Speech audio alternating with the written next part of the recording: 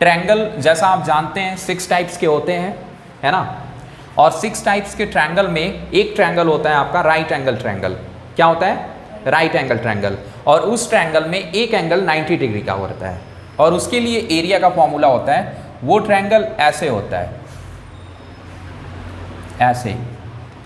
Okay, ये suppose करो ए हो, ये बी हो, तो ये सी होगा, ये 90 डिग्री का एंगल बनेगा यहाँ पे।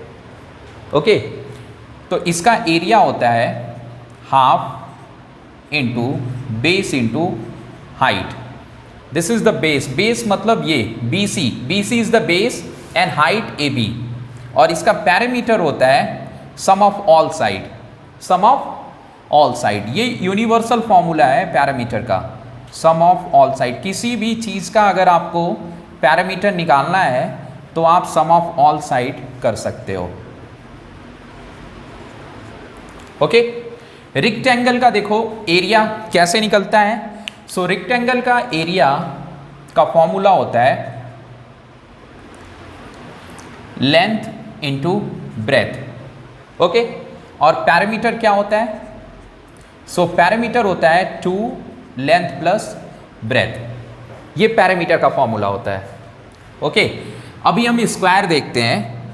सो स्क्वायर का एरिया जो होता है वो क्या होता है? Side into side. और पैरामीटर क्या होता है? 4 इंटू साइड। समझ में आया? अब देखो पैरेललोग्राम। सो पैरेललोग्राम का जो एरिया होता है वो क्या होता है? Base into height. क्या होता है? Base into height. एरिया यहां पर ए लिखना।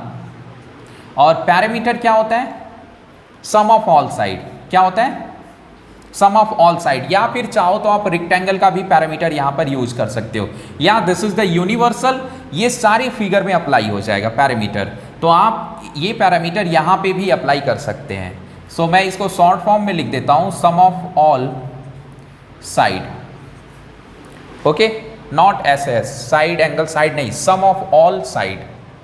ओके, एंड ट्रैपेजियम, ट्रैपेजियम का एरिया का फॉर्मूला क्या होता है? हाफ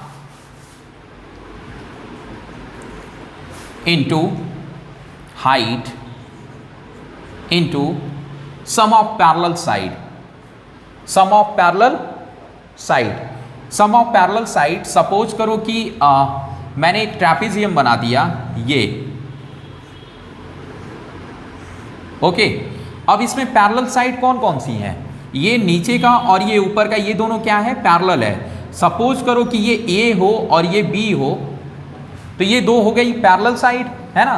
तो इन दोनों पैरेलल साइड का सम भी क्या होगा? इस एरिया में मल्टीप्लाई होगा। सो A प्लस B आप लिख सकते हो, ये हो गया एरिया।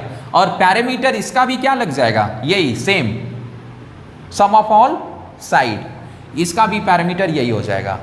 अब देखो रोम्बस के लिए आप क्या कर सकते हो? रोम्बस के लिए एरिया का फॉर्मूला क्या होता है? सो रोम्बस का एरिया होता है half into diagonal first into diagonal second. Okay, जैसे ये सपोज करो कि आपका एक रोम्बस है। ओके, अब इस रोम्बस में कितने डायगोनल होंगे? 2 डायगोनल होंगे, एक तो ये होगा और एक ये होगा। सो ये मैंने ले लिया D1 और ये ले लिया D2, या ये D1 हो गया और ये D2 हो गया। ओके, सो इससे आप एरिया निकाल सकते हो। एक और तरीका है इसका एरिया निकालने के लिए, वो क्या है? ये जो होता है डायगोनल एक दूसरे को 90 डिग्री पे इंटरसेक्ट करते हैं, और ये किस में करते हैं? सिर्फ रोम्बस में करते हैं। तो आप यहाँ से ये अगर ABCD हो, है ना, तो इसका एरिया आप ऐसे भी निकाल सकते हो, हाफ इंटू सिर्फ ट्रायंगल, इस ट्रायंगल का एक बार, इस कंप्लीट वाले ट्रायंगल का एक बार एरिया। तो क्या हो जाएगा? ये सपोज करो O हो तो DO हाइट हो गया, DO क्या हो गया? हाइट, और इंटू बेस, बेस क्या हो गया? AC। ओके, फिर plus half into BO, BO is the height, and into base, base क्या हो गया? AC। समझ में आया? तो ये भी चाहो तो आप इसमें एरिया लगा सकते हो, ये भी एरिया ही है रोम्बस का। समझ में आया क्या? और रोम्बस का ये भी एरिया है। अब देखो बचा हमारे पास सर्कल, इसमें क्या मैंने किया ये समझ में आया ना? तो ये मैंने यही वाला फॉर्मूला लगाया है, half into base into height, क्योंकि यहाँ भी 90 था। तो वैसे ट्रायंगल, जिन ट्रायंगल में एक एंगल 90 डिग्री का होगा वहाँ यही फॉर्मूला लगता है, half into base into height. अब देखो सर्कल का एरिया का फॉर्मूला क्या होता है, किसी को पता है? सर्कल का एरिया होता है पाई आर स्क्वायर, और इसका पैरामीटर क्या होता है? इसका पैरामीटर यानी सरकमफ्रेंस क्या हो जाएगा? 2 पाई आर। क्या होता है? 2 पाई आर या पाई आर स्क्वायर, ये हो गया आपका सर्कल का एरिया। और पाई की वैल्यू होती है 22/7। कई बार इसे हम ऐसे भी लिखते हैं 3.14। तो इसमें से दोनों में से कोई भी आप यूज़ कर सकते हो। ये हो गया आपका, ये सारे 2D शेप्स थे जितना मैंने आपको बताया, क्योंकि 2D शेप्स ऐसे शेप्स होते हैं जिसमें हाइट इन्वॉल्व नहीं होती। हाइट बोले तो मतलब थर्ड जो डायमेंशन है वो यूज़ नहीं होता। इसमें सिर्फ 2 ही डायमेंशंस का यूज हुआ है, इसी वजह से हम इसे 2D शेप्स बोलते हैं। और इनका सिर्फ एरिया निकाला जाता है, इनका वॉल्यूम नहीं निकाला जा सकता। अब हम पढ़ेंगे 3D शेप्स के बारे में। तो देखो 3D शेप्स ये मैंने कुछ लिखे हैं जो आपकी क्लासेस में यूज हो रहा है। So first is the cube. So अब देखो, अब क्यूब का क्या निकलेगा? वॉल्यूम निकलेगा। एरिया की जगह पे क्या निकलेगा? वॉल्यूम। सो क्यूब का वॉल्यूम क्या होता है? Side into side into side. Cube का क्या होगा? वॉल्यूम। एंड क्यूब बनता कैसे है आपको पता है? क्यूब का शेप ये होता है, मैं यहीं पे बना दे रहा हूं, ये देखो आप, दिस इज द क्यूब। ये क्या है? क्यूब है। ओके, इसमें 3 चीजें यूज हुई हैं, और वो 3 चीजें कौन कौन सी हैं? देखो यहाँ पे ये लेंथ हो गया, ये आपका ब्रेथ हो गया, और ये आपकी क्या हो गई? हाइट। समझ में आया क्या? ओके, सो लेंथ, ब्रेथ और हाइट। सो क्यूब में क्या होता है कि तीनों सेम होते हैं। तीनों क्या होते हैं? सेम। सारी साइड्स इक्वल होती हैं, तो इस वजह से मैंने side into side into side लिख दिया। ओके, अब इसका सरफेस एरिया क्या होता है? इसमें एरिया नहीं होता, सरफेस एरिया होता है। ओके, और इसका सरफेस एरिया होता है 6 into side into side. Okay, 6 into side into side. समझ में आया क्या? अब देखो साइड, सपोज करो कि साइड हमने S ले लिया। क्या ले लिया?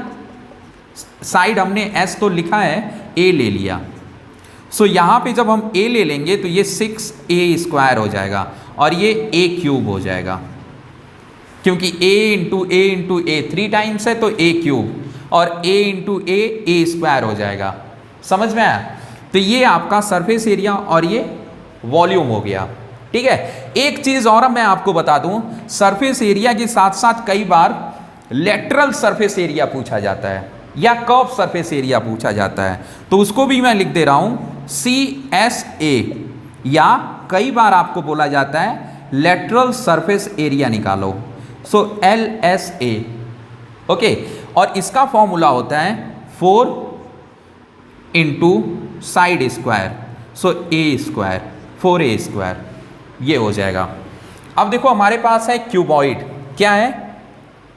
क्यूबॉइड। तो क्यूबॉइड भी क्यूब की तरह होता है, बस फर्क इसमें ये होता है क्यूबॉइड में कि इनका जो लेंथ, ब्रेथ और हाइट है वो इक्वल नहीं होगा। वो क्या होते हैं? डिफरेंट होते हैं। समझ में आया? तो इसका वॉल्यूम का फॉर्मूला क्या होगा क्यूबॉइड का? क्यूबॉइड का वॉल्यूम होता है length into breadth into height. समझ में आया? अब इसका सरफेस एरिया क्या होगा क्यूबॉइड का? तो इसका सरफेस एरिया होता है 2LB plus BH plus HL। ये होता है आपका, ये होता है क्या? Surface area. अब इसका CS से क्या होता है? CS से या लेटरल सरफेस एरिया, इसे भी कई बार बोलते हैं हम। ठीक है, तो इसमें एक LB गायब हो जाता है हमारा। ठीक है, एक हमारा LB क्या होगा? गायब हो जाएगा, क्योंकि ऊपर का फेस गायब हो जाता है। जैसे सपोज करो कि एक रूम है, रूम को पेंट करवाना है ना? तो इसमें क्या होगा? एक जमीन तो हम पेंट नहीं करवाएंगे फर्श, हम क्या कराते हैं, दीवार और रूफ को हम पेंट करवाते हैं। तो जब हम दीवार और रूफ को पेंट करवाएंगे तो ऐसी कंडीशन में हमारा कर्व सरफेस एरिया निकलता है। ठीक है, तो यानी एक चीज गायब हो गई। कई बार टंकी हो गई, टंकी बन रही है, क्यूबॉइड शेप में आपने टंकी बनवाया है ना, तो पूछ लिया जाएगा कि उसका एरिया बताओ, सरफेस एरिया, तो वहां पे भी CS से लगेगा। या सिर्फ क्यूबॉइड का बाहर का शेप पूछ लिया गया, हटा दिया गया सारी चीजें, है ना, सिर्फ पूछ लिया गया कि उसको कवर अगर बनवाना हो हमें ढकने के लिए, तो फिर हमें क्या करना पड़ेगा। तो जब हम कवर बनवाएंगे किसी क्यूबॉइड का, तो ऐसा कवर नहीं बनेगा कि नीचे भी उसके जो है कवर लग जाए। सिर्फ कवर क्या होता है, ऊपर से ढकता है, तो उसका नीचे का सरफेस क्या होगा, खाली हो जाएगा। तो ऐसी कंडीशन में भी CS से यूज होगा। ओके, और ऐसी कंडीशन में जब CS से यूज होता है तो एक फेस हमारा गायब हो गया, है ना, चाहे नीचे चाहे ऊपर, एक फेस हमारा गायब हो गया। और जब एक फेस गायब हो गया तो यानी एक हमारा एरिया निकल गया। एक एरिया बोले तो एक फेस रेक्टेंगुलर फेस होते हैं इसमें, है ना, और कितने फेस होते हैं, 6 फेसेस होते हैं, है ना। तो एक फेस गायब हो गया, देखो 6 फेस कैसे, 2 ये 2 ये 2 ये, तो कितने हो गए, 6 हुए कि नहीं। अब 6 में एक LB हमारा गायब हो गया, है ना, तो कितने बचे, सिर्फ यही बचा ना हमारा। तो इसके लिए हम फॉर्मूला यूज कर लेंगे, क्या, H आप कॉमन ले लो और 2, सो 2H हमने कॉमन ले लिया, सो L प्लस B हो गया, है ना, और एक LB हमने छोड़ दिया यहां पर।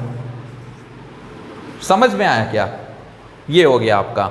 ओके, अब देखो सिलेंडर, हम सिलेंडर की बात कर रहे हैं, तो सिलेंडर का शेप कैसा होता है, तो सिलेंड्रिकल शेप होता है कुछ यूं तक ऐसे, ये सिलेंड्रिकल शेप है ना।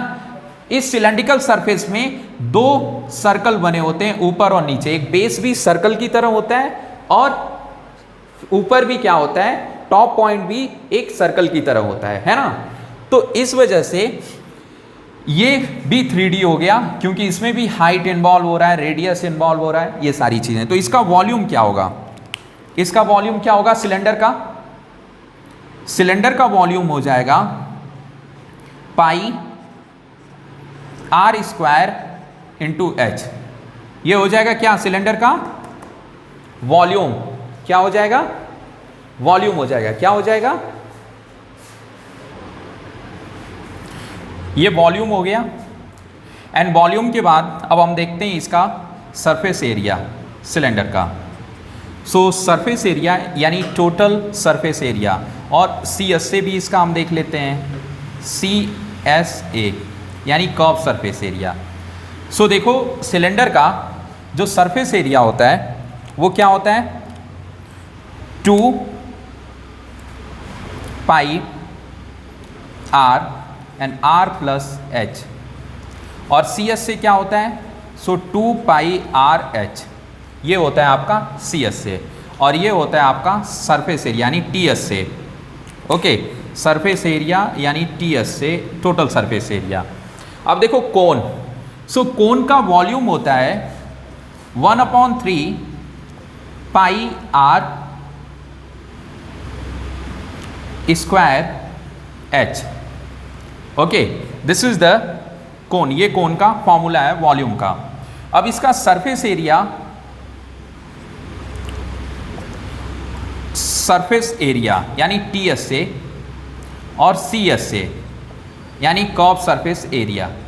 सो देखो इसका जो TS से होता है वो होता है पाई RL CS से। अब TS से में क्या होता है, ये CS से इंक्लूड हो जाएगा, यानी पाई RL तो होगा, इसके साथ साथ नीचे का जो बेस होता है कोन का, कोन कुछ ऐसा होता है। सो नीचे का जो बेस होता है वो सर्कल की तरह होता है, तो इसका एरिया हम ले लेंगे। सर्कल का एरिया क्या होता है, पाई R स्क्वायर। सो ये हो गया आपका कोन का TS से यानी सरफेस एरिया। समझ में आया। अब देखो एक और टॉपिक है जिसको मैंने यहाँ पर छोड़ दिया है लिखना, और वो है आपका स्फीयर। ठीक है, सो स्फीयर के बारे में ये छूट गया था आपका स्फीयर, इसको हम देखते हैं। स्फीयर का वॉल्यूम होता है, क्या होता है स्फीयर का वॉल्यूम, सो 4/3 पाई R क्यूब ये होता है। और इसका सरफेस एरिया क्या होता है? सो इसका सरफेस एरिया होता है 4 पाई आर स्क्वायर। ओके, सो ये स्फीयर का वॉल्यूम है एंड उसका सरफेस एरिया है। सो ये आपके मेंसुरेशन में यूज होने वाले कुछ शेप हैं, ये 2D and this is the 3D। Okay, formula अगर आपको याद है तो आप क्वेश्चंस कर सकते हो। ओके, चलिए